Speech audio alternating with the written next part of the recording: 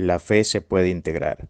La fe bíblica, como todo sistema de creencias, demanda la integración de una serie de principios y valores necesarios para la buena conducta. No hay una mejor manera de demostrar que hemos creído en lo que la Biblia dice que al articular una consistente ortopraxis de cara a la ortodoxia bíblica. La gran mayoría cree que articular nuestro sistema de creencias como cristianos es cosa solo de Dios, en esa visión divorciada de las sagradas líneas donde se plantea una santificación monergista, que es una acción unilateral de Dios que convierte al creyente, sin más, en personas santas y perfectamente obedientes a su palabra.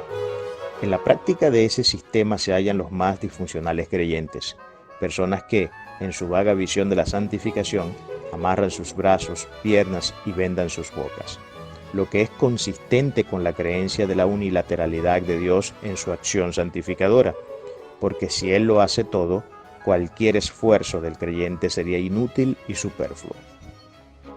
El modelo bíblico pasa por completo de ser una operación monergista. Por el contrario, el planteamiento del Sagrado Texto evidencia de forma clara que tal proceso ocurre en la dimensión donde ambas partes, Dios y el hombre, trabajan tomados de la mano. Dios nos dio su palabra, que es básicamente el manual que indica todas las pautas que el cristiano debe seguir, nos da su Espíritu Santo, inteligencia, sabiduría, etc. Pero el hombre debe determinarse en su voluntad a tomar los consejos y guardarlos, lo que bíblicamente significa darle cumplimiento. Por eso le vemos una y otra vez a Dios decir al hombre que guarde sus mandamientos, que deje el pecado, que renueve su mente y que siga los frutos del Espíritu.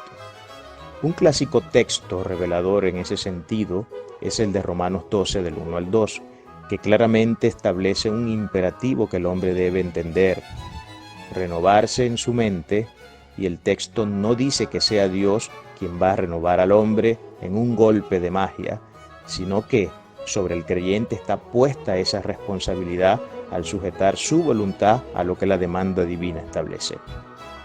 Un gran número de creyentes observa las demandas de Dios como especie de deberes imposibles de cumplir, donde solo la intervención divina sería capaz de llevar al cristiano promedio a la ejecución de esas normas. Esa, de hecho, podría ser una de las explicaciones del por qué la gente cree en el sistema monergista. Pero hay noticias importantes de las que todo hijo de Dios se debe hacer consciente. Los mandamientos de Dios no son gravosos. Esa es la afirmación juanina en 1 de Juan 5, del 3 al 4. ¿Pero qué significa esto? Que sus demandas son inteligibles, verificables y practicables. Un pragmático se podría ufanar al concebir lo perfectamente practicable que puede ser la fe bíblica. Pero no se debe malentender esto. Lo que definitivamente el texto no está tratando de decir es que dicha acción sea tan fácil como tomar un vaso de agua. Lo que sí desea comunicar, y aquí tenemos que entrar en el contundente argumento de Juan para sostener su tesis, es que el que ama a Dios es el único que puede dar cumplimiento a sus mandamientos. Cuando la fuerza del amor es el motor que mueve el ser del hombre, no existe incapacidad para cumplir los mandamientos. Además, Juan declara algo de suma relevancia en el versículo 4. Lo que es nacido de Dios vence al mundo. Resumiendo el punto argumentativo de Juan, su exposición señala dos cosas. 1, el amor de Dios. 2, el hecho de haber nacido de Él como soporte para poder cumplir la palabra.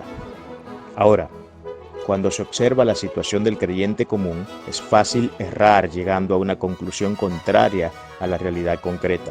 Psicológicamente, el hombre no solo aprende, también desaprende. Es capaz de borrar de su disco duro todo aquello que desee en un acto deliberado y de la mano de la voluntad. Veamos un caso práctico para la demostración. ¿Por qué un venezolano no tiene que arrodillarse a orar en las mañanas pidiendo a Dios que le ayude a comportarse ese día como venezolano? Simplemente porque esa persona ha integrado la cultura venezolana en su sistema de pensamiento y práctica, por lo que toda la cultura del país está ya codificada casi que en su ADN. Eso en sociología se le llama sistema de socialización. En teología existe otro concepto, la resocialización. Brevemente, esta tiene que ver con el proceso de desaprender y reescribir el sistema de valores que forja la conducta humana. Volviendo a la pregunta, ¿por qué si somos capaces de comportarnos en automático como venezolanos sin la necesidad de la intervención divina, no somos capaces de comportarnos como cristianos? Acá no tenemos que dar vueltas para responder. La respuesta es simple, y es que no se ha integrado la cultura de la Biblia, la cultura de Dios, al nivel como sí hemos integrado en nuestra conducta el sistema cultural venezolano. Cuando la fe se funde sobre nuestro cerebro, creando un todo monolítico, la obediencia del creyente de cara a Dios se dará en un formato automatizado, tal como ocurre en la manera del hombre comportarse culturalmente. Cuando se entra en el proceso de resocialización, nuestro espíritu hace un escaneo, evaluando y auditando por la autoconciencia todo aquello que forma parte de nuestro sistema de creencias. Recuerde que las ideas mueven la conducta humana. En la medida que nuestros conceptos operativos sean más seculares que bíblicos, seremos más seculares. Por el contrario, si la torre de control está llena de la santa palabra, en esa misma medida tendremos más posibilidades de comportarnos como Dios manda. En todo proceso de resocialización siempre hay crisis, un choque de ideas, porque una cosa nos dice la Biblia y otra la cultura.